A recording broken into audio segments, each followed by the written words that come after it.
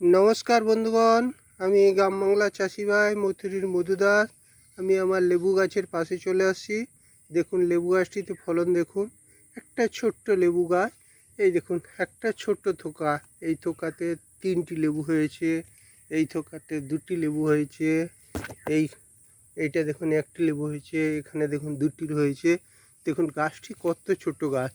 দেখুন আবার লেবুর ফলন দেখুন। এই গাছটিতে দেখুন কত লেবু হয়েছে। এই গাছটিতে আমরা 15-20টি লেবু তুলে নিয়েছি। তা সত্ত্বেও দেখুন লেবু দেখুন সব থোকায় থোকায় লেবু এসেছে। এই গাছটি আমি নিজের হাতে কলম করে লাগিয়েছিলাম।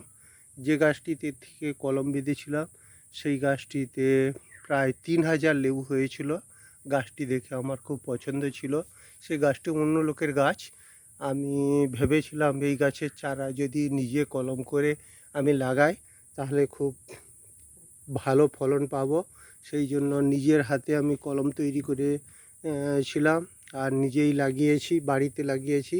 দেখুন গাছটির কি অসাধারণ ফলন।